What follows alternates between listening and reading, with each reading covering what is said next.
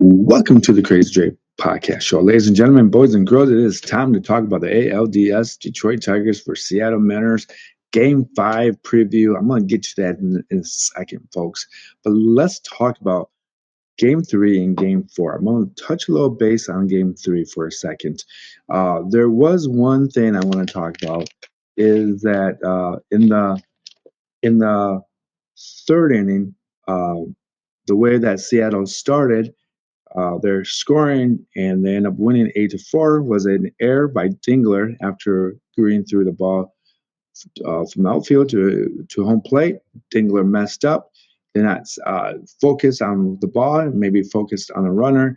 I'm thinking that he was assuming that Crawford was going to run home, but it didn't happen. The ball got past him. Dingler made an error.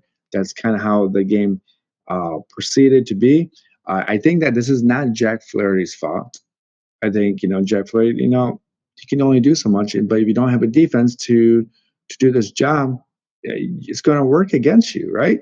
So it seems like Detroit Tigers are in a situation in this year, and a lot of, their errors and their unforced errors or their forced errors, their inability to keep the ball in front of them from first place, and sometimes Torkelson, even though not everything's about Torkelson's fault, but just bad throws to first base or just not, catching the ball off the ground for that Torkelson should be able to get. Dingler made an error, and that's kind of how, the Seattle Mariners start taking a big old lead and then end up winning the game 8-4. The inning that Detroit made a comeback to make it 8 to those 3 runs. That's not really great, folks. So you got to remember, if you don't set up your pitcher to win games and you give up runs right away or you give up errors right away, you put your bullpen and your starting pitcher in a situation that they can't get out. So I'm going to leave it at that. I'm going to talk about the Seattle versus Detroit Tigers Game 4. The game that Detroit won 9-3, Seattle 3, Detroit 9. Troy Melton gets the win. This is something I want to talk about a little bit. I think that if Troy Melton was starting through the rest of the second part of the season and they didn't kind of sit him out or not play him out because he had a couple of bad starts, that's not how you want to manage. To me, you just don't want to manage your players that way. I mean, I know that kid can throw 100 miles an hour, but you have to teach him how to pitch so when you get to the playoffs, it works out for you. So he came off the bench as a bullpen pitcher. That's how he got the win. I think he pitched 3 innings. He did a fantastic job. 3 Ks, 35 pitches, 26 of them were strikes. So he hit his zone pretty well. I want to say something. And then I want to get to Casey Mize a little bit.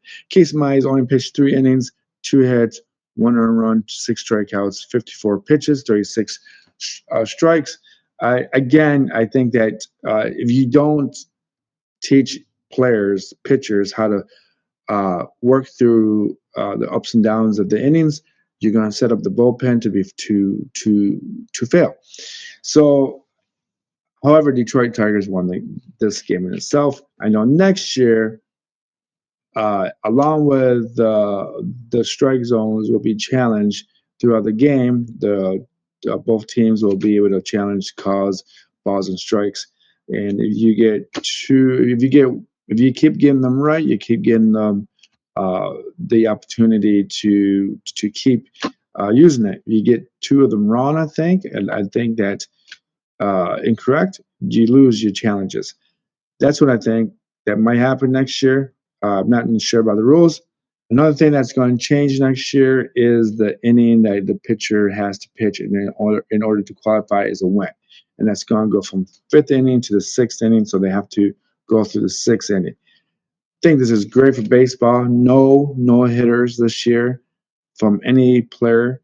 That's something that's not good for baseball. You want to see guys able to go the distance. It's very challenging, but it's very fun to watch a pitcher, an athlete, to try to do that. That's what baseball, that's what little things about baseball keeps people like me and you involved in the game. Finnegan came in. He did give up a run, but he pitched 2 innings. I already talked about Troy Melton, 3 innings. Will Vest gets a save. Was 1 inning, but he pitched in the ninth, and they got 1 strikeout and ground out, and so on and so forth. But let's talk about this game itself. I'm going to go start from second inning. Naylor has been killing us. He killed us when he was a Cleveland Guardian. Hits a double. Kenzone gets a single, and then Naylor scores to make it 1-0. Going to the fourth inning, Naylor gets a single again. Suarez gets a single. Garva gets a walk. Bases loaded. They bring in Finnegan. Finnegan, lucky for him, he gets into the Seattle into a double play. But Naylor, who was on third because he was on first, he walked first in the top of the fourth. He scores to make it 2-0. The inning ends after Crawford fouls out. Going to the fifth inning, Detroit with Torkelson gets a single. McKinstry is fielder's choice, is safe at first. Torkelson is out at second. Dingler then gets a double. McKinstry then scores to make it 3-1. Then Jones doubles. Dingler scores to make it 3-2. Bias singles that Jones makes it 3-3. So the point of the story right now in the fifth inning is that Detroit got runners on base. They are doing what good teams are supposed to do, is like bring guys home, get the rally moving, get everything going. And this is something that, this is traditional baseball. This isn't the New York Yankees where you're going to hit a home run here, a home run there. Seattle is a big team about getting home runs as well. That's how they mass produce in the regular season. Obviously, with the catcher, Cal Raleigh, over 60 home runs in the regular season. But the Yankees are out. Can't hit a home run, or you can't get double, can't get singles. It's that the Yankees are gone. So in the sixth inning, Detroit takes a tour. Troy Melton comes in. He does his thing, comes in, top of the third, gets guys out. Green, home runs in the bottom of the sixth. Haven't seen that guy hit a home run in a while.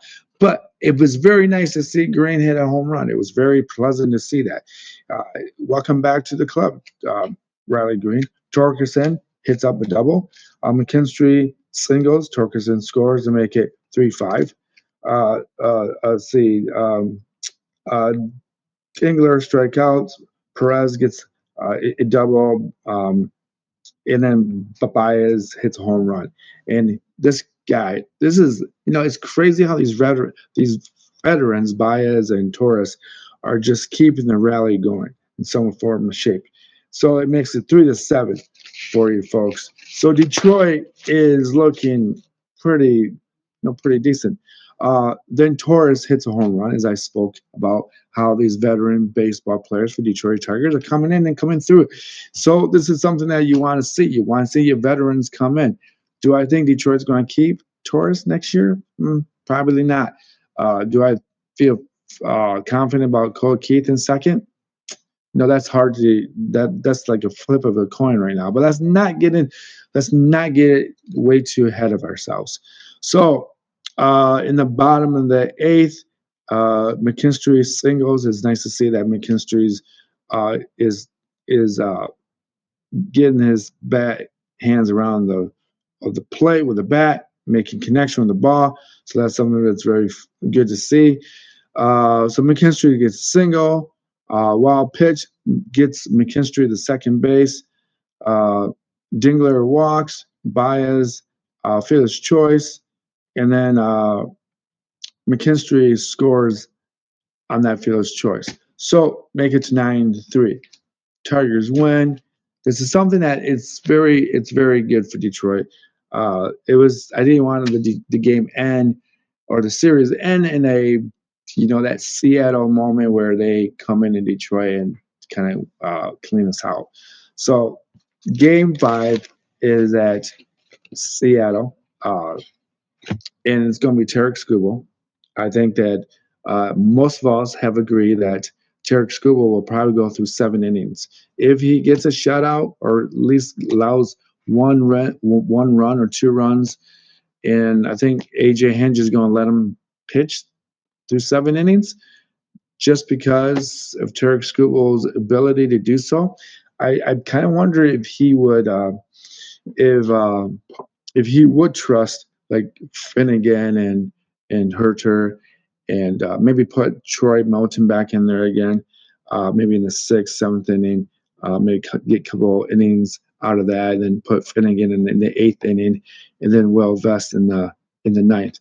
Uh, I feel like Detroit should play Jackson. I mean, I'm not play Jones. He's connecting with the ball really well, so that's something that's very good to see. Um, and I also McKinstry's getting hot, so that's something that's good to see itself. I think Seattle's going to be in a situation where they're not in this position before, and the manager of the Seattle Mariners have never won a series in the playoffs. So AJ Hinge has the advantage. I think that again, it's a blessing to have Tarik Skubal. It's a curse to have Tarik Skubal because now you got him going again on less than 5 days of rest.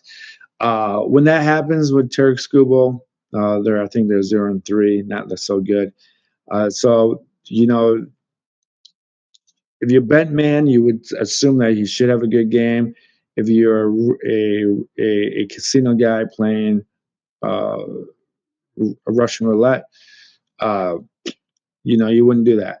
You wouldn't pick Tarik Skubal to win that game either. So it's going to be a fantastic game. ALDS 8 o'clock, Fox 1. It's good for me, so I can actually get out of work, watch the 5th inning, and see if Detroit can get into a good position to go to the ALCS against the Toronto Blue Jays.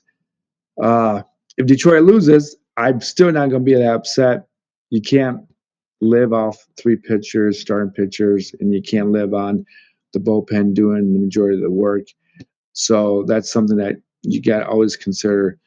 And if Seattle wins the series, you're kind of pulling for Seattle because they haven't won a World Series. They've never gotten that point. And who's to say that Cal Riley is not someone that just about everyone is pulling for, and you're just not upset if he hits a home run. You're upset that he hits a home run on you, but you'd be more happy if you win the series. But if you don't win the series, you're kind of pulling for that guy to go further, and hopefully he wins the MVP. I think if if if these writers or who's ever in charge of the American League MVP, and if it goes to Aaron Judge, I think that they're doing baseball a crime to give to Cal Riley. I don't think he's ever going to have a season like that again.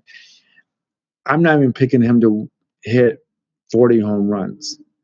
I'm picking him maybe like 37, 38, which is a lot. But those guys going to figure him out. They're going to throw him. They might throw around him. Uh, Maybe Crawford won't be that hot. Maybe some other like Naylor won't be that hot. So you'll be able to pitch around Riley, and you're going to be able to get other guys out. So I mean, Detroit should be. If you're a Detroit Tiger fan, I think you should be very proud of this team, of how they adjusted for 3 pitchers, 3 starting pitchers. I mean, the series goes further for Detroit ALCS. I'll put Troy Melton as your 4th starter. So I feel like they're going to use Troy Melton again, and they'll probably use Herter. If you enjoy this podcast, please subscribe. Please follow. YouTube, Patreon, anywhere that you can download my podcast. Peace, folks. Love. Let's go Detroit. Let's beat Seattle. Let's go. And good night.